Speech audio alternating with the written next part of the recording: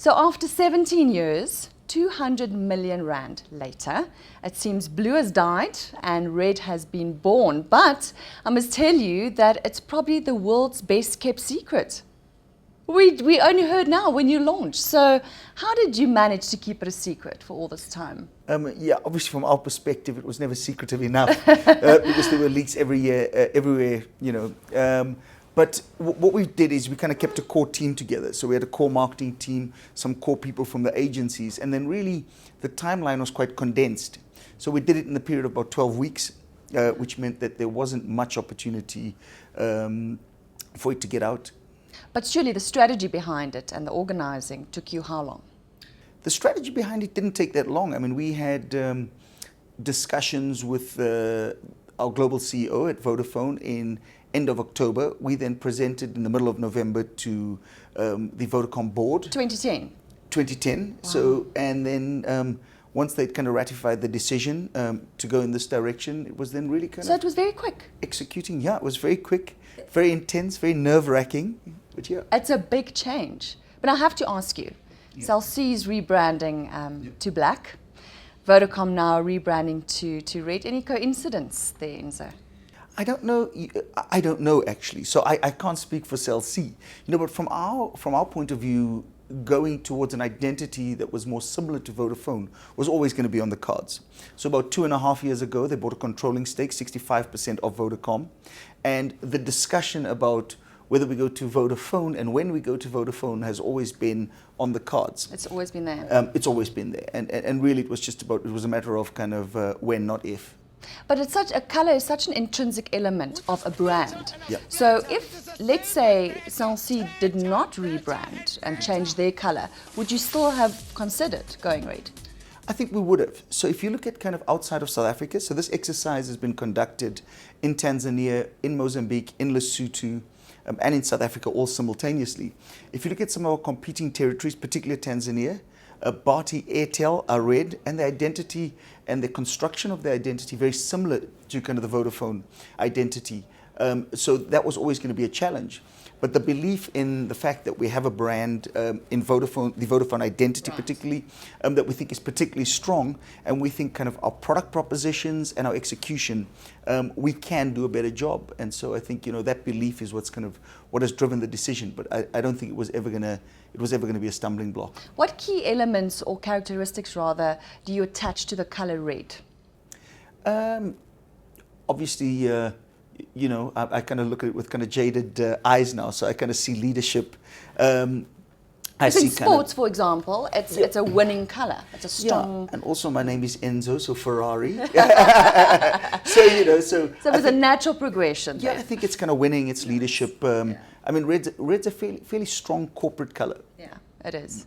So the other thing was the immediacy of this campaign breaking. I mean, the one day it was blue, the next day it was red.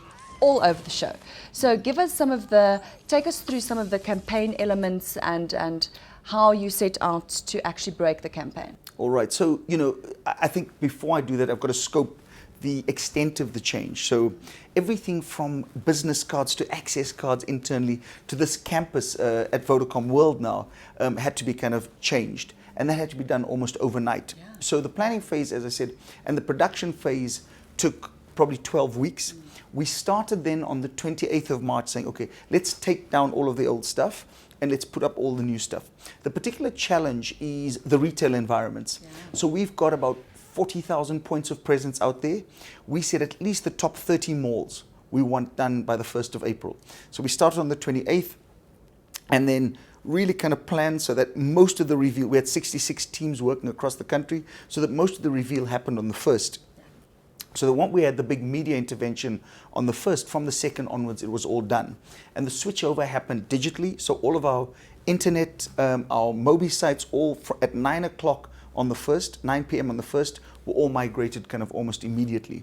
And then the advertising, we had our agencies and all of their suppliers working on the Saturday and the Sunday to migrate all of our billboards and all of our out-of-home media. That's why I say the immediacy was incredible to actually Yeah. see that. So just going back to the actual rebranding, it's not just as simple as just changing your logo, Enzo. I mean, there's talk of management restructuring, you know, staff, looking at internal staff, etc. Take us through sort of the elements of the change, the overall change for Vodacom.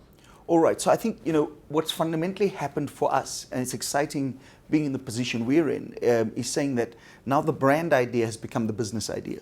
So we've said we've got to become a business that's focused on driving a brand that's centered around a consumer proposition. So largely it's been because we've moved from a telephony and voice age to an internet age. So that's kind of spurred some of this change. So we've said the company's also 17 years old. And old. So we said, you know, there's time to kind of reinvigorate the business. So from the inside out, we've said, how do we change the values? How do we change the behaviors? Before we do anything else, we've got to have people change the way they behave and the way they deliver a customer experience. So that was the first bit. So we got some expertise internationally from Vodafone to help with the culture migration. Then secondly, we said strategically, what do consumers really want out of a cellular network? And we focused various parts of the business, the network, our service delivery, and then really kind of our pricing structures to say, how do we alter those to give a better consumer proposition? So that's what we've been working on across the entire business. What you see, the blue going to red, is really a manifestation of all the work that's been done on delivering a superior consumer proposition. And that's why we say it's not just a changing of a logo. No, I mean, the changing of the logo is really kind of the icing on the cake. And when I presented to the board in November, I said, if we only change the brand identity, this would be a monumental failure. We've got to change the way we do business and how we deliver propositions to consumers. Now, let's just look at the network side of things and the data side of things. I mean, smartphones, for example, are becoming more and more accessible. What does that mean for a telecoms company as yourselves?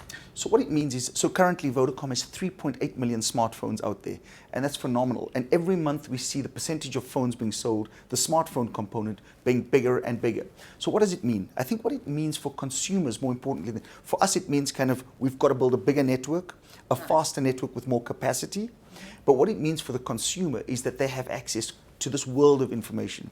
You know, ultimately kind of the vision we have is that every kid in Africa should have a tablet like an iPad with the entire syllabus on it. And the vision is, if you have a problem with your maths, you click on the problem, it gives you a YouTube link, and there's a professor from MIT helping you solve a math problem. Because that's really the power of connectivity. And that's really the vision we're trying to pursue. Just talking about Africa, Enzo, any plans for expansion into Africa? I know that you are available in some African countries. It's almost like you've trickled into Africa. What are the long-term plans? Yeah, so historically, the big problem with moving to Africa, we had deadlocked shareholding. We had 50% Vodafone, 50% Telkom, and neither of them were willing to relinquish the African opportunity. Right. And as a result, Vodacom really didn't expand as fast as MTN, perhaps. So where we are now is we have a primary shareholder, and they see kind of Vodacom and Johannesburg being the hub for all of the African interests. So we're currently available in 7 African countries, 5 as Vodacom, 2 as Vodafone, and we're always on the lookout for mergers and acquisitions. But the reality is the market's becoming a lot more expensive. You know, some are saturated, some aren't that attractive. It's about finding the right offer at this point in time. So South Africa will still be your main focus for now? For now, South Africa. Short So term. within the Vodacom group, South Africa is still 95% of the profits. 95%, right. Let's get back to the campaign again, the warm and fuzzy stuff. So I've seen some outdoor, some TV, what else have you got? What is there? So let me start at the beginning. At the beginning was, you know, so if you notice the Blue Bulls on Saturday morning, Yes, or Orlando all Pirates. rebranded. That's why I say the immediacy here is incredible. Yeah, but long nights. so that all happened. Orlando Pirates have the new identity on their shirt. The Bulls have the new identity on the shirt. All of our sponsorship elements have been rebranded, right? So that really kind of forms the base. We made a decision. Obviously, part of this was saying, how do we kind of refresh and make this brand younger again? And I'd like to start at that point, because one of the decisions we said, we'd like to kick off with a big launch event that's kind of consumer focused. And when we started that, we said, where do we go to have this event? And you start with Gallagher Estate, the kind of traditional venues. And we said, you know, if we're going to be a young South African brand, the place to go is to the people. And we chose Orlando Stadium as the venue. And we put on a concert there that had never been done before. And we had a pyrotechnics display and a logo reveal and a crossing to Ponty that technically really complex, but I think quite exciting and quite dramatic. and that's kind of how we birthed the new brand and the new identity.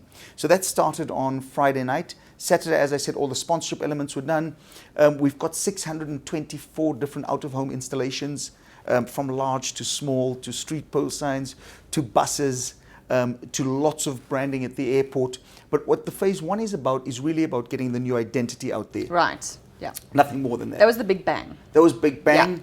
Yeah. And what we want is by the 24th of April, every South African should be able to say, actually, you know what, Vodacom is now red.